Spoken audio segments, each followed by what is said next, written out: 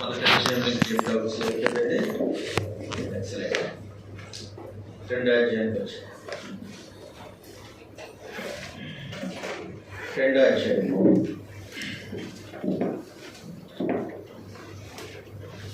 1 నుంచి 11 వచనాల వరకు చదువుతాం. మూడవ దినమున గలిలయలోని కానాను అను ఊరిలో ఒక వివాహము జరిగిన. యేసు తల్లి అక్కడ ఉండెను.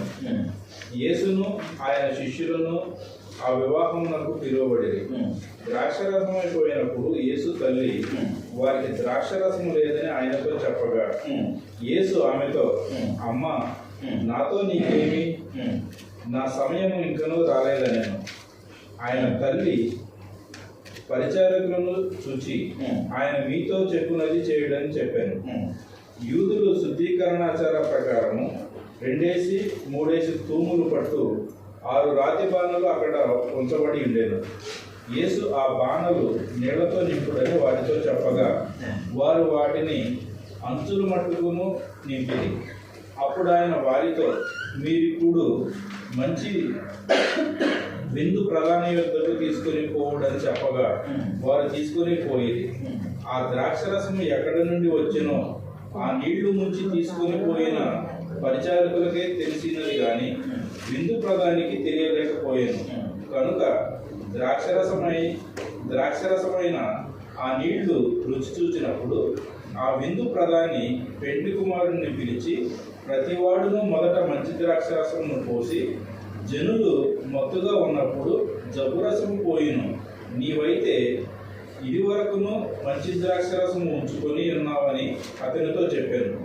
గలిలయలోని కానాలో యేసు ఈ మొదటి సూచక్రియ చేసి తన మహిమను బయలుపరిచాను.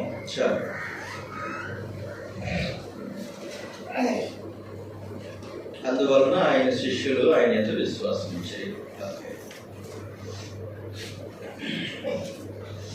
సూచక క్రియ అంటే ఏంటో ప్రభువైన యేసు అద్భుతాలు చేశారు, మహత్కార్యాలు చేశారు, సూచక క్రియలు కూడా చేశారు. అపోస్తలుల కార్యగ్రంథం 2వ అధ్యాయం 22వ వచనంలో నుండి, ఇశ్రాయేలు వారులారా, ఈ మాటలు వినుడి.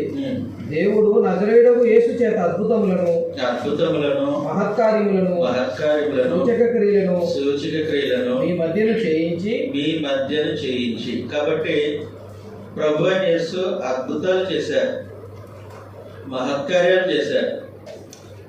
కానీ యోహాను అద్భుతాలు రాయలేదు, మహత్కార్యాల గురించి కూడా రాయలేదు. యోహాను ప్రత్యేకించి సూచక క్రియలను ఎంచుకున్నాడు. అందువలన 20వ అధ్యాయం 30వ వచనంలో 20వ అధ్యాయం 30వ వచనం, మరియు శిష్యులను అనేకమైన ఇతర సూచక క్రియలు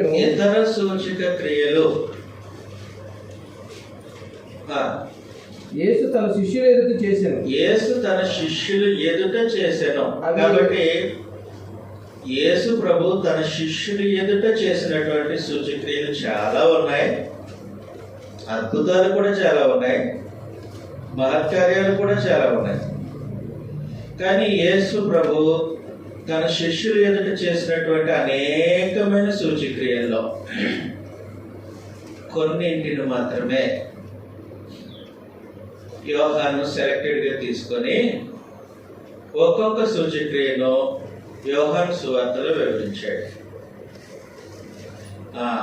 ప్రత్యేకించి 6 సూచక క్రియలు.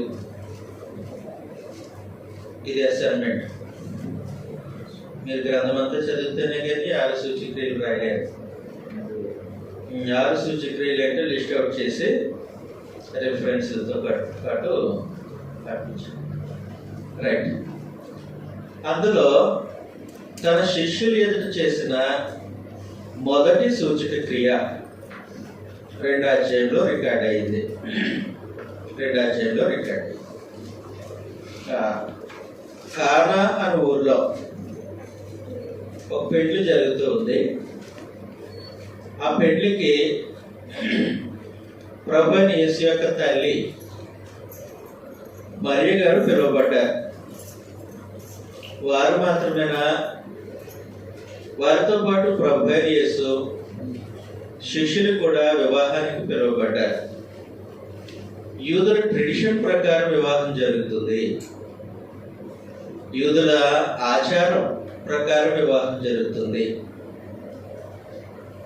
వాళ్ళ ఆచారాలు వేరే. ఆచార ప్రకారం వివాహం జరుగుతుంది. ఆచారములు అంటే నేను కొంచెం మీకు వివరించాలి.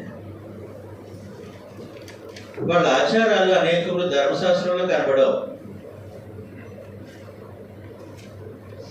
ధర్మశాస్త్రంలో కనబడవు, కానీ అవి కొన్ని వారు కల్పించుకున్న ఆచారాలే.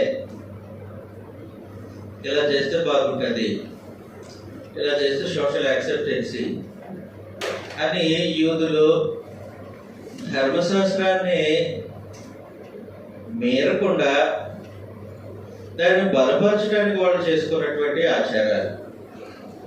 అందులో ఒకటి శుద్ధీకరణ ఆచారము.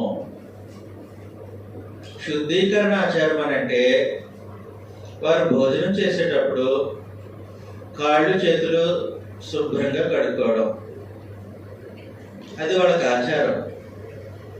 వివాహానికి ఎవరైనా పిలిచినప్పుడు, విందుకి ఎవరైనా ఆహ్వానింపబడినప్పుడు ఆహ్వానించిన వారు ఆహ్వానింపబడిన వారికి కాళ్ళు చేతులు కడుక్కోవడానికి నీళ్ళు ఇవ్వడం ఆచారం. ఇలాంటివి శుద్ధీకరణ ఆచారాలు ఉంటాయి. కాబట్టి ఇలాంటి చాలా ఆచారాలు ఉన్నాయి. అవి దేవుని ధర్మశాస్త్రాన్ని మేరకుండా వాళ్ళు పాటించాలి. ధర్మశాస్త్రము అనుసరించడానికి సహాయకంగా వాటిని వాళ్ళు ఏర్పాటు చేసుకున్నారు. దీనిని పరిసయ్యులు ప్రత్యేకించి చాలా నిష్ఠగా పాటిస్తారు. యేసు ప్రభు శరీరధారిగా భూమి మీద జీవించిన కాలంలో యోధ లేదంటే గలిలయ మొదలుకొని యోదయ వరకు నివసించినటువంటి మనుషుల్లో కొంతమంది రకరకాల గ్రూపులు ఉన్నారని చెప్పాను. అందులో పరిసయ్యులు ఉన్నారు, సద్దూకయ్యులు ఉన్నారు, శాస్త్రులు ఉన్నారు, ధర్మశాస్త్రోపదేశకులు ఉన్నారు, హేరోదీయులు ఉన్నారు, సామాన్యమైనటువంటి ప్రజలు కూడా ఉన్నారు. పరిసయ్యులు అంటే వారు పునరుత్థానం ఉందని నమ్ముతారు, తర్వాత నిష్ఠగా బ్రతుకుతారు. ఇలాంటి శుద్ధీకరణ ఆచారాలు బాగా చేస్తారు. వాళ్ళు ప్రత్యేకంగా ఉందాం సమాజానికి అని భావించేవాళ్ళు. సద్దూకయ్యులు అంటే ఇంకా లోకంతో కలిసిపోయిన మనుషులు. వాళ్ళు యూదుల్లోనే ఒక తెగ. ఏమో శాస్త్రులు అంటే గ్రంథాన్ని రాసేవాళ్ళు, ప్రతులు రాసేవాళ్ళు. తర్వాత ధర్మశాస్త్రోపదేశకులు అంటే ధర్మశాస్త్రాన్ని ఉపదేశించేవారు. ఆ ఉపదేశకుల్లో అధికారులు కూడా ఉంటారు, యోధా మత అధికారులు ఉంటారు. రైట్. ఆ తర్వాత హేరోదీయులు. హేరోదీయులు అంటే వాళ్ళు హేరోదుకు సంబంధించిన మనుషులు. హేరోదు యొక్క ఐడియాలజీ ప్రకారము రోమా ప్రభుత్వానికి కొగ్గు కాసేవారు హేరోదీయులు. తర్వాత సమరయులు, ఇంకా చెప్పడం మర్చిపోయారు. సమరయులు వీళ్ళ గురించి మన గతంలో నేర్చుకున్నాం. తర్వాత సామాన్యమైన ప్రజలు ఉంటారు. అయితే ఈ శుద్ధీకరణ ఆచారాలు పరిసయ్యులు నిష్ఠగా పాటిస్తూ ఉంటారు. అలాంటి ఆచారాలు పెళ్లిళ్ళలోనూ వారి విందుల్లోనూ జరుగుతూ ఉంటాయి. అందువలన మన పెళ్ళిళ్ళలాగా యూదుల పెళ్ళిళ్ళు ఊహించుకోకూడదు. అది నేను చెప్పేది. వాళ్ళ ఆచారాలు, వాళ్ళ ఆహారపు అలవాట్లు, వాళ్ళ పరిసరాలకు తగినట్టు ఉంటాయి.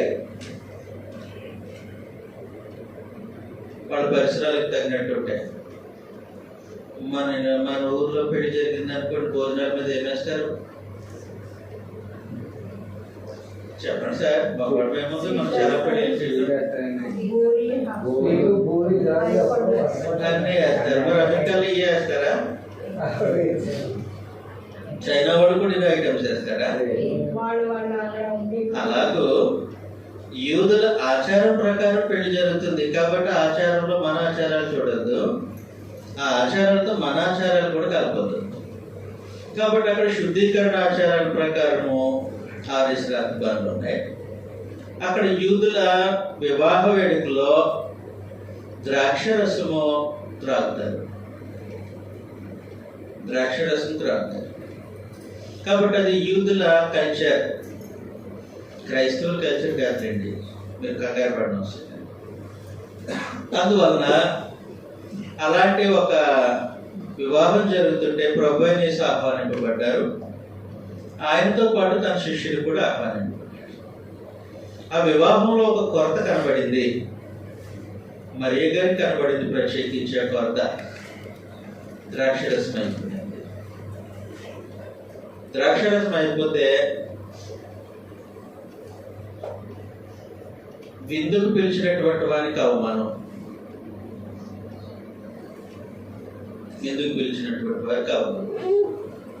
ద్రాక్షరసం లేదు. కానీ ఆహ్వానింపబడ్డ వారు చాలా మంది ఉన్నారు. ప్రత్యేకించి యూదుల ట్రెడిషన్లో పెళ్లి కుమారుడు పెళ్లి ఇంటి వారందరికీ విందు చేస్తూ ఉంటాడు. అదవుతుంది కదా. కాబట్టి ఇలాంటి విందు ఏదో జరుగుతుంది కానా ఊర్లో, ద్రాక్షరసం అయిపోయింది. వెంటనే యేసు యొక్క తల్లి మరియా వారు ఏం చేశారనంటే ప్రభు అయిన యేసు దగ్గరికి వచ్చి ద్రాక్షరసం అయిపోయింది. వాళ్ళిద్దరి మధ్యలో కాన్వర్జేషన్. వెంటనే ప్రభు అయిన యేసు అన్నారు, అమ్మ నా గడి ఇంకా రాలేదు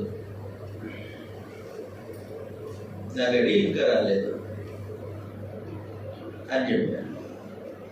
అంటే ప్రభు అయిన యేసు ఒక గడియ వైపు ప్రయాణం చేస్తున్నారు,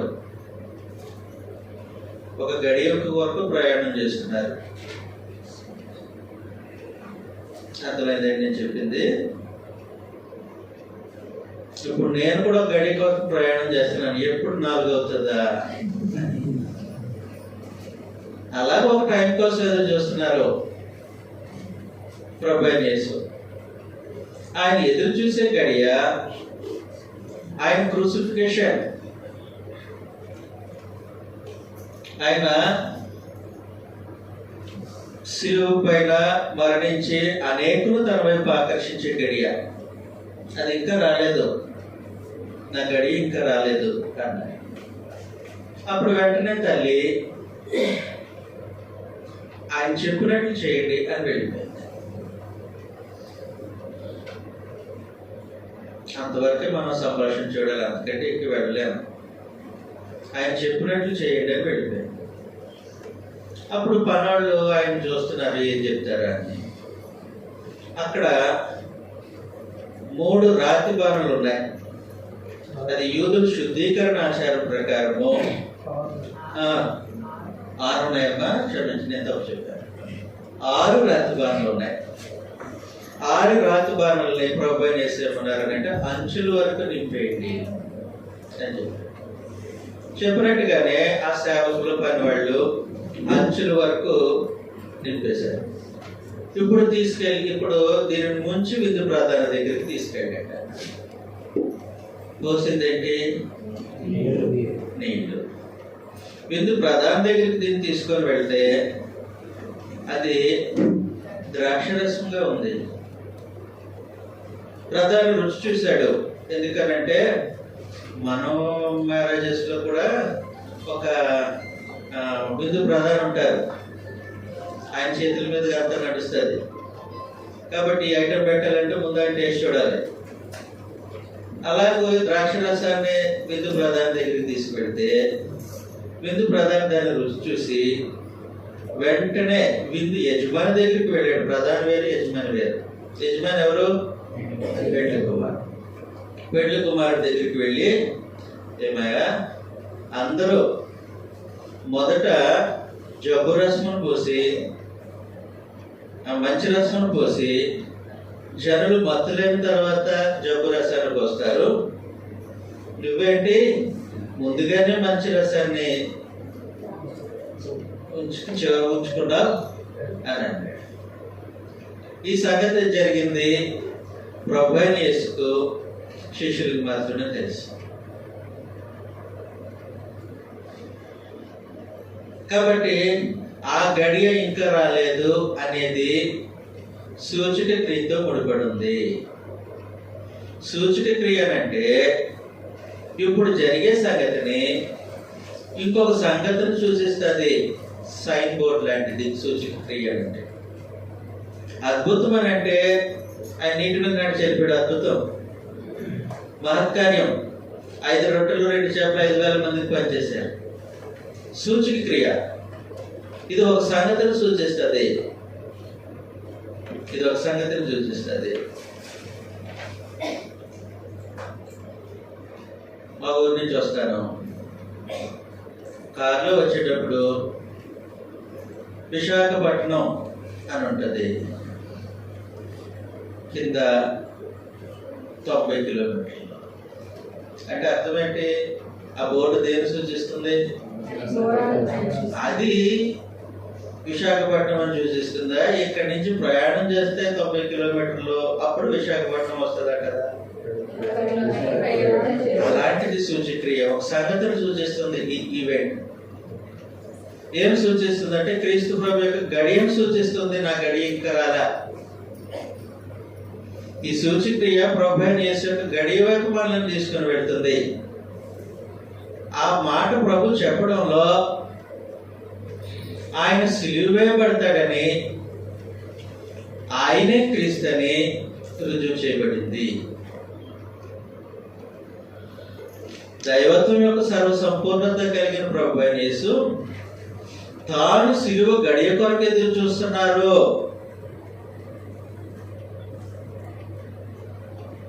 తాను సిలువ గడియ కొరకు ఎదురు చూస్తున్నారు అని ఎంతటి సామర్థ్యం కలిగిన వారు, పదార్థం యొక్క స్వభావం కలిగినటువంటి సామర్థ్యం. దైవత్వం అది. పదార్థం యొక్క స్వభావం మార్చడం అంటే చిన్న సంగత. దేవుడు వెలుగును కలుగు చేశారు. వెలుగుని దేని నుంచి కలుగు చేశారు? అంధకారాన్ని నుంచి వెలుగును కలుగు చేశారు. చీకటిని వెలుగుగా మార్చేశారు. స్వభావం మార్లా? అది దైవత్వానికి సొంతం. ప్రభువుని యేసు కూడా నీళ్ళను ద్రాక్షరసంగా మార్చారు. పదార్థం యొక్క స్వభావం మీద సంపూర్ణ అధికారం కలిగిన వాడు. సంపూర్ణమైన అధికారం కలిగిన వాడు. అలాంటి అధికారం కలిగిన ప్రభు అయిన యేసు సిలువకు సిద్ధపడుతున్నారు. సిలువకు సిద్ధపడుతున్నారు అంటే సిలువ సమయానికి ఆయన ప్రయాణం చేస్తున్నది దేవత్వం యొక్క సర్వ సంపూర్ణతతోనే.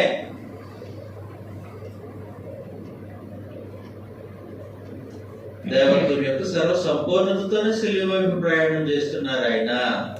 అది ప్రాముఖ్యమైనటువంటి సంగతి. కానీ ఆ రోజు నాసిజం జ్ఞానతత్వవాదులు ఏమన్నారనంటే, చెప్పాను కదండి,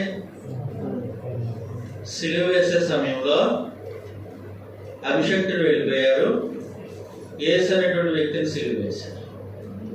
యేసు వేరు, క్రీస్తు వేరు అన్నారు. కాదు, యేసే క్రీస్తు అయి ఉన్నారు, సిలువ వైపు ప్రయాణం చేస్తున్నారు. ఆ గడియ వైపు ప్రయాణం చేస్తున్నారు.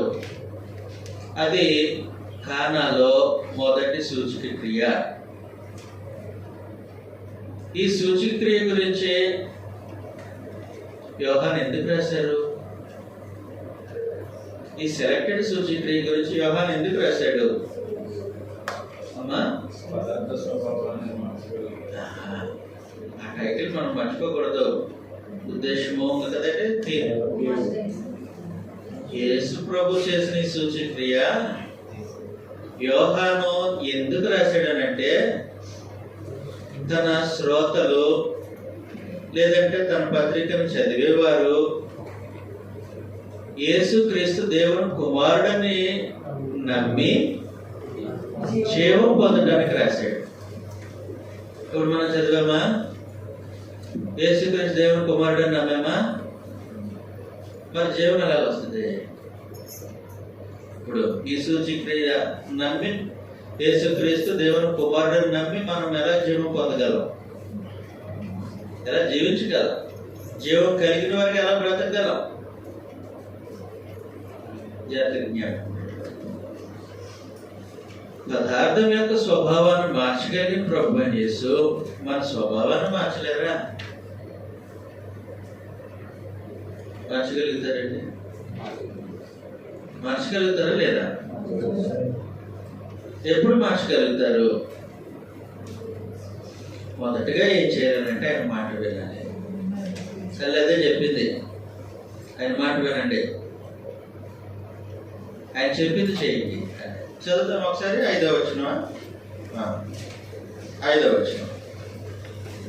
ఆయన తల్లి పరిచారకులను చూసి ఆయన మీతో చిత్రం చేయడం నేను యూదుల శుద్ధీకరణాచార ప్రకారము 2-3 తూములు పట్టు 6 రాతి బాణలు అక్కడ ఉంచబడి ఉండేను. యేసు ఆ బాణలు నీళ్లతో నింపుడని. చాలు, 5వ వచనం సరిపోతుంది. ఆయన తల్లి పరిచారకులను చూచి ఆయన మీతో చెప్పునది చేయండి. ఆయన మీతో ఏం చెప్తాడు అది చేయండి. అప్పుడు యేసుప్రభు తెచ్చి నీళ్ళు వేయదు, ఎవరు వేయాలి? వీళ్ళు నీళ్ళు వేస్తే దాని స్వభావాన్ని ఆయన మార్చేస్తుంది. కాబట్టి మన స్వభావం మారాలని అంటే ముందు స్టెప్ ఎవరు తీసుకోవాలి? ఆయన సిద్ధంగా ఉన్నాడు మార్చడానికి. మొదటి స్టెప్ ఎవరు తీసుకోవాలి? అందువల్ల గ్రంథం ఏం తెలియజేస్తుందనంటే, ఆయన మాట వినడం నేర్చుకోవడం ముందు. ఈ స్వభావం మారటానికి ముందు ఆయన మాట వినడం నేర్చుకోవాలి. నిత్యజీవం పొందడానికి ముందు ఆయన మాట శ్రద్ధగా వినడం నేర్చుకోండి. దేవుడు తన ప్రజలైనటువంటి వారి దగ్గర నుంచి మొదటి నుంచి ఆయన ఎదురు చూస్తున్న సంగతి అదే. ఆయన మాట జాగ్రత్తగా విన్నాం. నిర్గమకాండము 19వ అధ్యాయం 5వ వచనంలో, కాగా మీరు నా మాట శ్రద్ధగా విని, అదిగోండి, శ్రద్ధగా విని నా నిబంధనను అనుసరించిన ఎడల. కాబట్టి శ్రద్ధగా వినాలి ఆయన మాట. ఆయన మాట శ్రద్ధగా వినమని చెప్పినటువంటి దేవుడు ఆయన కుమారుని మాట కూడా శ్రద్ధగా వినాలి అని ప్రవక్త అయినటువంటి మోషే ద్వారా ముందుగా తెలియజేశాడు. అందువలన అపోస్తలుల కార్యగ్రంథం 3వ అధ్యాయము 22వ వచనంలో, మోషే ఇట్లనెను, ప్రభువైన దేవుడు నా వంటి ఒక ప్రవక్తను మీ సహోదరులలో నుండి మీ కొరకు పుట్టించును. ఆయన మీతో ఏమి చెప్పినను అన్ని విషయములలో అక్కడ మారుతుంది స్వభావం. ఆయన మనతో ఏం చెప్పాడు అన్ని విషయాల్లో ఆయన మాట వినడం. అన్ని విషయాల్లో ఆయన మాట వినడం. అన్ని విషయంలో ఆయన మాట వినడం అని అంటే మన వ్యక్తిత్వాన్ని తీర్పు దాటికి తట్టుకునే విధముగా బండ మీద కట్టుకున్నట్టు ఉంటుంది. బండ మీద కట్టుకున్నట్టు పదార్థం యొక్క నాణ్యత పరీక్షింపబడినట్టు మన వ్యక్తిత్వపు నాణ్యత పరీక్షింపబడుతుంది. స్వభావం యొక్క నాణ్యత పరీక్షింపబడుతుంది. స్వభావం యొక్క నాణ్యత పరీక్షింపబడినప్పుడు స్థిరంగా ఉందా? పరీక్ష నిలిచిందిగానే ఉంటుందా? లేకపోతే గాలి విసిరి వాన కొడితే పడిపోయేటట్టు ఉంటుందా? అది దేని మీద ఆధారపడి ఉంటుంది అంటే ప్రభు అయిన యేసు యొక్క మాటలు వినడం పైన ఆధారపడి ఉంటుంది. అన్ని విషయంలో ఆయన మాటలు వినడం. కాబట్టి మత్తయి సువార్త 7వ అధ్యాయం ఎన్నో వచ్చిన 21, 24. కాబట్టి ఈ నా మాటలు విని వాటి చొప్పున చేయు ప్రతి వాడును బండ మీద తన ఇల్లు కట్టుకొనిన బుద్ధిమంతుని పోలి ఉండును. కాబట్టి అన్ని విషయంలో ఆయన మాట్లాడడం ఎంతో ప్రాముఖ్యమైనదో.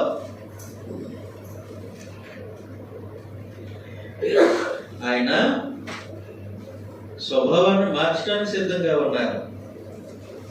అది ఆయన దైవత్వం. మార్చిపెట్టడానికి నువ్వు సిద్ధంగా ఉన్నావా? సిద్ధంగా ఉన్నావనంటే ఆయన మాట వినాలి. ఆయన మాట వినాలి. వాస్తవానికి దేవుని యొక్క సంకల్పంలో ఆయన ప్రజలైనటువంటి వారి స్వభావం మార్చడానికి ఆయన ఉద్దేశించాడు. యెహెజ్కేలు గ్రంథం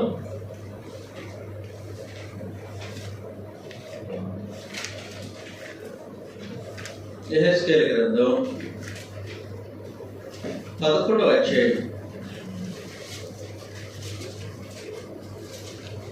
19వ వచనంలో వారు నా కట్టడలను నా విధులను అనుసరించి గైకొనున్నట్లు నేను వారి శరీరములో నుండి రాతి గుండెను తీసివేసి రాతి చేయబడి గుండె ఉంటుందా? రాతి గుండెను తీసివేసి మాంసపు గుండెని ఇచ్చి వారికి ఏక మనసు కలుగజేసి వారి యందు నూతన ఆత్మను పుట్టించును అని అన్నాడు. కాబట్టి మనుషుల యొక్క స్వభావము వారి యొక్క హృదయంలో ఉంటది. హృదయాన్ని గ్రంథము ఏమన్నదనంటే ఒక వ్యక్తి తన వ్యక్తిత్వాన్ని దాచుకునే ధననిధిని హృదయము అని అంటారు. నా స్వభావం ఏంటో నేను ఎక్కడ స్టోర్ చేసుకుంటాను?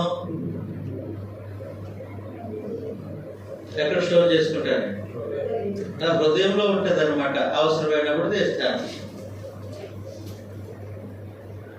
దుర్భాషలాడే స్వభావం హృదయంలో ఉంది. అవసరమైనప్పుడు తెస్తాను. హృదయం నిండిన దాన్ని బట్టి అర్థమవుతుంది కదా. కాబట్టి ప్రభువైన యేసు ఈ ఉపమానాన్ని తెలియజేశారు. ఉపమానం కాదు, ఈ సంగతిని తెలియజేశారు. లూకా సువార్త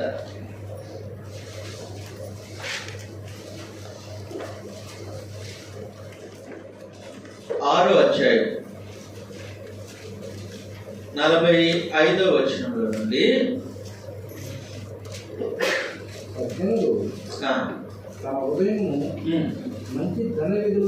తన హృదయము అను మంచి ధననిధిలో నుండి సద్విషయములను బయటికి తెచ్చును. దుర్జనుడు చెడ్డ ధననిధిలో నుండి దుర్విషయములను బయటికి తెచ్చును. హృదయము నిండి ఉన్న దానిని బట్టి ఒకరి నోరు మాట్లాడు. కాబట్టి పరిశుద్ధ గ్రంథంలో హృదయము అని అంటే గుండె కాదు, రాతి గుండె, మాంసపు గుండె అంటే రక్తాన్ని దేహానికి సరఫరా చేసే గుండె గురించి మాట్లాడలే, వ్యక్తిత్వం గురించి మాట్లాడుతున్నారు అన్నమాట. స్వభావం గురించి మాట్లాడుతూ ఉన్నారు. స్వభావం గురించి మాట్లాడుతూ ఉన్నాడు. ఈ హృదయం యొక్క స్వభావాన్ని ప్రభు మార్చగలడా?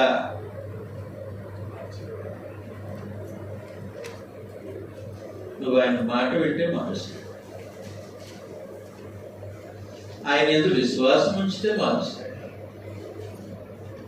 ఆయన ఆశ్రయిస్తే మారుస్తాడు. మార్చడానికి ఆయన సిద్ధంగా ఉన్నారు. ఆయనకి అసాధ్యమైనది ఏం కాదు.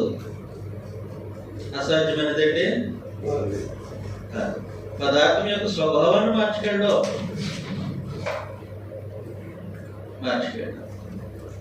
కానీ మనము ఆలోచించాల్సింది ఏంటంటే ఆయన మన స్వభావాన్ని మార్చడానికి మనం అంగీకరిస్తామా? అది యేసు దేవుని కుమారుడు అని విశ్వసించడం.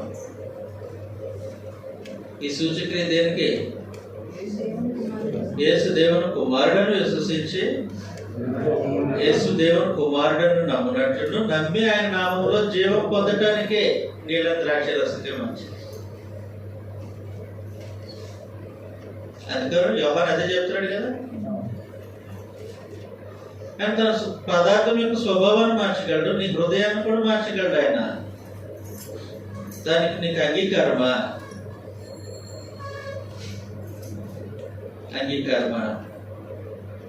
ఆయన్ని యజమానుడిగా స్వీకరించి ఆయన మాట వింటావా?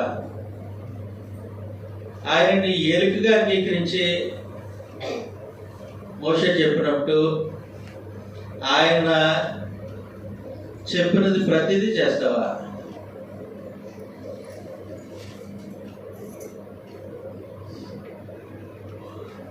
అక్కడ మనుషుల యొక్క స్వభావం మారుతుంది.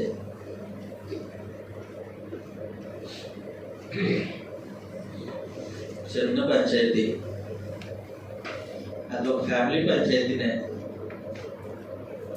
కొడుకు అంటున్నాడు వాళ్ళ నాన్నతో, నువ్వేం క్రైస్తవుడు అంటే, నువ్వేం క్రైస్తవుడు అంటే ఏమైపోయింది? ఇంకా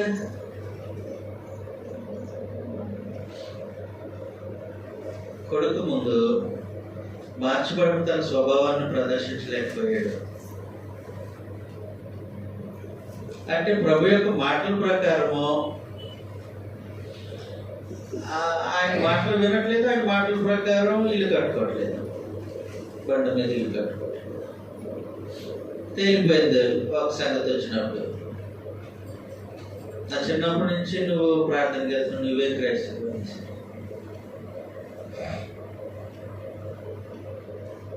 వెళ్ళడం ముఖ్యం కాదు, స్వభావం మారడం ముఖ్యం. అన్ని విషయాలు ఆయన మాట వినడం ముఖ్యం. అన్ని విషయంలో ఆయన మాట వింటే ఆయన నీ స్వభావాన్ని మార్చగలడు అనే సంగతి ముఖ్యం. కాబట్టి అన్ని విషయంలో ఆయన మాట వినడానికి ఆయన దేవుని కుమారుడని విశ్వసించు. ఆయన నీ జీవితానికి రాజు అని నమ్మం, నీ ఏలికని నమ్మం. అందుకొరకే సూచక్రియ. కాబట్టి ఆయన మనుషుల యొక్క హృదయ స్వభావాన్ని మార్చగలడు. ఎలా మారుస్తారనంటే యోహాను సువార్త నేను ప్రత్యేకించి మన దగ్గర వరకు ఆయన వచ్చేస్తూ ఉన్నాడు. అన్యజనులైనటువంటి మన దగ్గర వరకు స్వభావం మార్చడానికి. యోహాను సువార్త 12వ అధ్యాయం 32వ వచనంలో నుండి, నేను భూమి మీద నుండి పైకెత్తబడిన ఎడల అందరినీ నా యొద్దకు ఎందుకు ఆకర్షిస్తాడు? భూమి మీద నుండి పైకెత్తబడిన తర్వాత అంటే సిలువ వేయబడిన తర్వాత, ఆయన సిలువ మరణం తర్వాత అటు యూదులు మాత్రమే కాదు, ప్రత్యేకించి ఆ కాంటాక్ట్ల నిజాలు అందరినీ నేను ఆకర్షిస్తాను అన్నాడు. ఎందుకు ఆకర్షిస్తావు? ఎందుకు ఆకర్షిస్తావు? ఎలాగ ఆకర్షిస్తావు? సిలువ అనేది చూడటానికి అందమైనటువంటి సేమరినా, చంపడం, సిలువలో వేదన పొందడం, రక్తం దేహం నుంచి ప్రవహించడం, కొరడాలతో కొట్టబడ్డం, ఏలి ఏలి ఏలి ఏలి లామా సబక్తాని అని ప్రభు అనేసి బిగ్గరగా కేక వేయడం, ఇది అర్థమైన దృశ్యమా? మరి సిలువ వేయబడిన తర్వాత నేను అందరిని ఆకర్షిస్తానంటాడేంటి? అది ఆకర్షణీయమైన సంగత భౌతికంగా? మరి దానికి ఎవరు ఆకర్షింపబడతారు?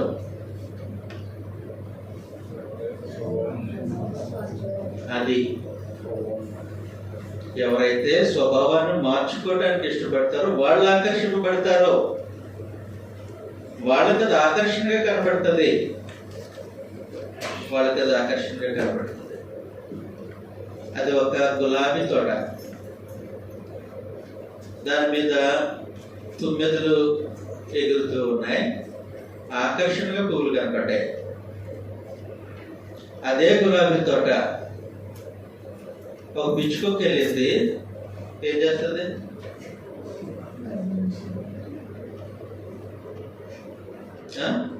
ఆకర్షింపబడుతుంది ఆ పువ్వులకి,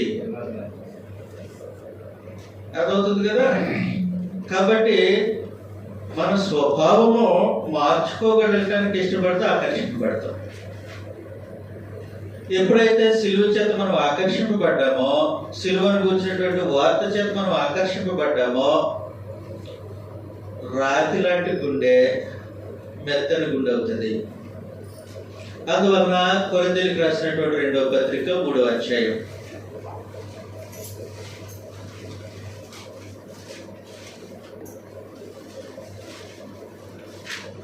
3వ వచనంలో రాతి పలక మీద గాని సిరాతో గాని వ్రాయబడక మెత్తని హృదయములు అను పలక మీద. ఎలాగొచ్చే మెత్తని హృదయాలు? మెత్తని హృదయం అని పలక మీద జీవము గల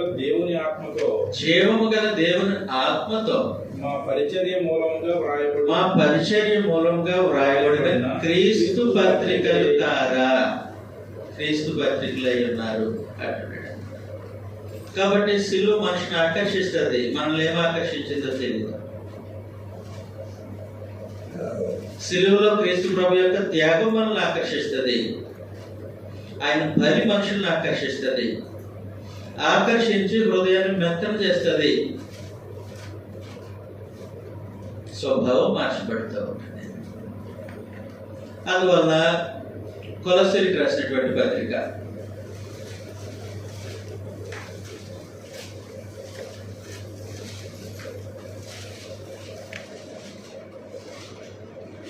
3వ అధ్యాయం 10వ వచనంలో కొలస్సీలకు రాసిన పత్రిక 3:7 ప్రాచీన స్వభావమును, అదిగోండి మళ్ళా స్వభావం కోసం మాట్లాడుతున్నాడు. ప్రాచీన స్వభావమును దాని క్రియలతో కూడా మీరు పరిత్యజించి జ్ఞానము కలుగు నిమిత్తము దానిని సృష్టించిన వాని పోలిక చొప్పున నూతన పరచబడుచున్న నవీన స్వభావమును ధరించుకొని ఉన్నారు. కాబట్టి ప్రాచీన స్వభావము, నవీన స్వభావం, ఈ రెండింటికి మధ్యలో సిలువ.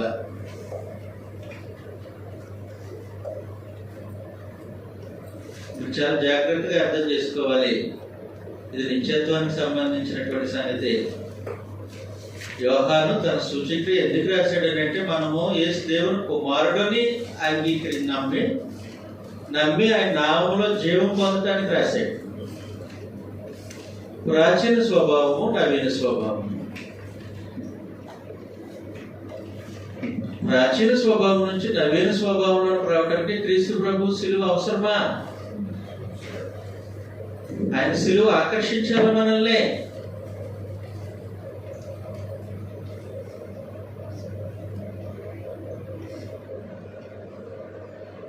ఇది అర్థమైతే ప్రభువైన యేసుని గురించి ధైర్యంగా ఎవరితోనైనా మీరు మాట్లాడగలరు.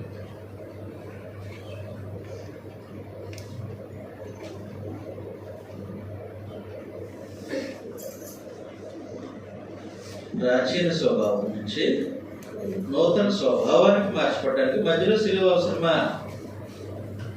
మరి మీరు సిలువను ఎలా ప్రదర్శించాలో చూడాలి. సువార్థికులు అనేటువంటి వారు మీరు సిలువను కూర్చున్న వార్తను లోకానికి ఎలాగ ప్రకటన చేయాలో ఆలోచన చేయండి. ఎలా ప్రకటన చేయాలో ఆలోచన చేయండి. ఆయన అన్నాడు, అంతకు ముందేంటి నాకు చెడ్డ అలవాట్లు ఉండేయండి, ఇప్పుడు యేసు ప్రభులోకి వచ్చిన తర్వాత చెడ్డ అలవాట్లు మానేశాను.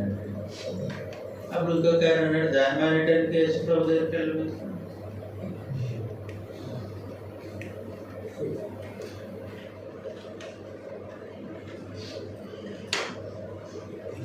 నువ్వు మంచోడు, నేను మంచోడు నువ్వు చెడ్డాడు అన్నావు లోకంతో. ఏంటి నాలో ఉన్న మంచి ఏంటి, నీలో ఉన్న చెడు ఏంటి? ఇదిగో నేను అబద్ధమండు లేదంటే నువ్వు మీ చెడ్డ అలవాట్లు ఉన్నాయి, నాకు ఈ చెడ్డ అలవాట్లు రేపు నుంచి మానేస్తాను అన్నాడు. దానికి క్రీస్తు ప్రభు నమ్మకూడదు.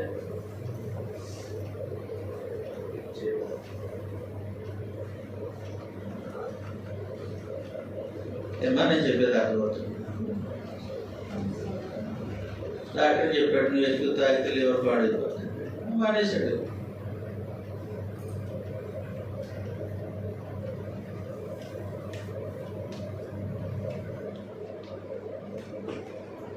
అలవాట్లు మానేయటానికి మాత్రమే కాదు, స్వభావం మారాలి. స్వభావానికి ఇలాంటి చిన్న చిన్న వాటికి చాలా వ్యత్యాసం ఉంది, చాలా వ్యత్యాసం ఉంది. స్వభావం మారాలి అంటే ఏ స్వభావానికి మారాలి? అక్కడ చెప్పాడు చదువుతాం. కొలస్సీలకు రాసినటువంటి పత్రిక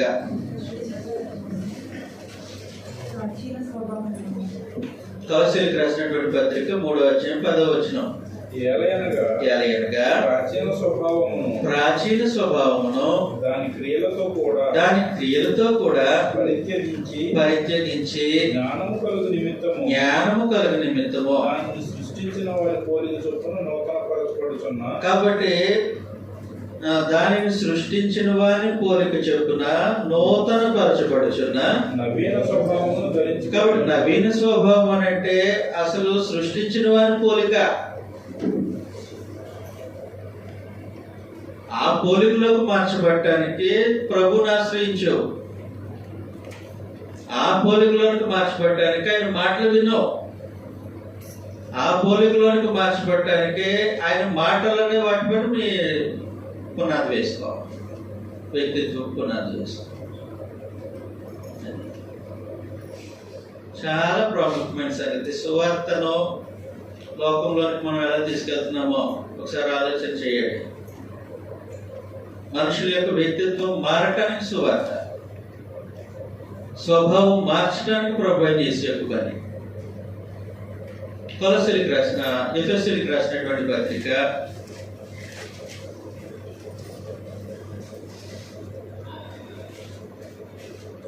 ఎఫెసీయులకు రాసినటువంటి పత్రిక 4వ అధ్యాయం 22వ వచనంలో నుండి కావున మునుపటి ప్రవర్తన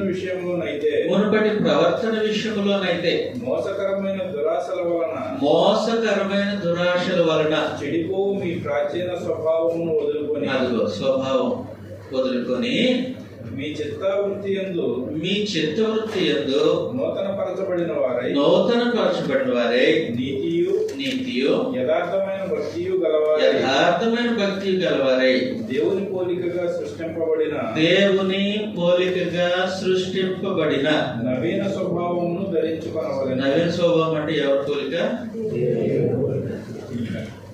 కాబట్టి మనం క్రీస్తు ప్రభు లోకంలో ప్రకటన చేసేది దేనికంటే మనుషుల యొక్క స్వభావం మారటానికే. మనం ప్రభు చేసినందుకు విశ్వాసం ఉంచింది దేనికనంటే మన స్వభావాన్ని దేవుని పోలికలోనికి మార్చుకోవటానికి. కాబట్టి ప్రాచీన స్వభావం నుంచి నూతన స్వభావానికి మధ్యలో క్రీస్తు ప్రభు శిలువ. మన హృదయం యొక్క స్వభావం మారటానికి, మన వ్యక్తిత్వం మారటానికి యేసు ప్రభువుని మనం ఎలాగ అంగీకరించామో. ఇబ్బంది ఏం లేదు, ఒకసారి మనస్సాక్షిని అడుగుదాం. జీవితం మార్చుకోవడానికి, స్వభావం మార్చుకోవడానికి ప్రభునందు విశ్వాసం ఉంచావా? స్వభావం మార్చుకోవడానికి యేసు దేవుని కుమారుడని విశ్వాసం ఉంచావా? లేదంటే ఆదివారం వెళ్ళి రొట్టెలు పాల్పొందడానికి వచ్చావా? ప్రతి ఆదివారం వెళ్ళి ఆరాధన పాల్పొంది ఆమె నాన్నగారిని బయటకు వచ్చేయడానికి కాదు. దేనికి ఆయన ఎందుకు విశ్వాసం ఉంచావు?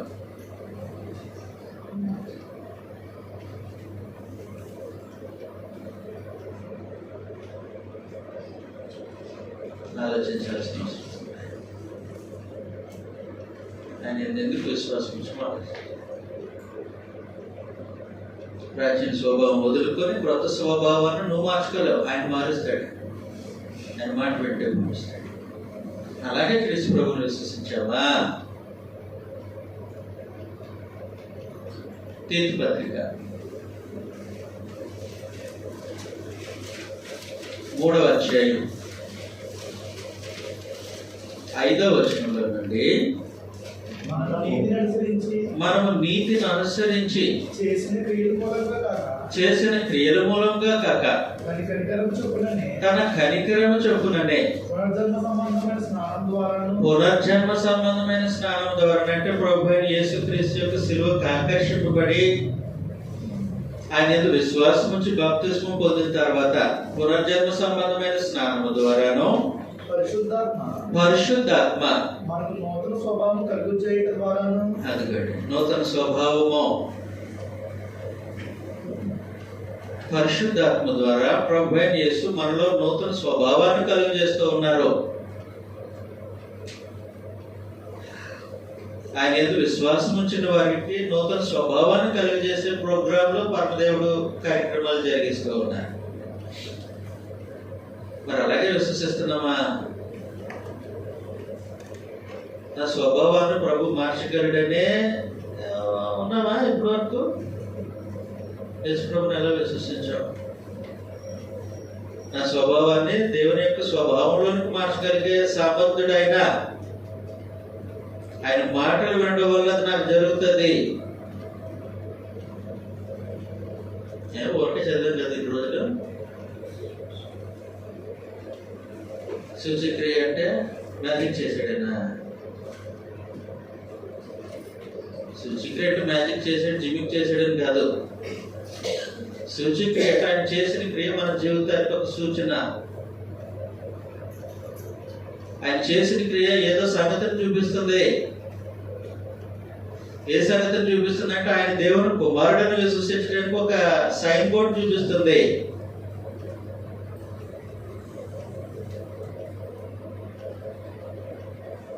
కాబట్టి ప్రభువైన యేసు అనేకమైన సూచక్రియలు చేశారు. అందులో ప్రత్యేకించి యోహాన్ని సూచక్రియను ఎంచుకున్నాడు. ఎందుకు ఎంచుకున్నాడు?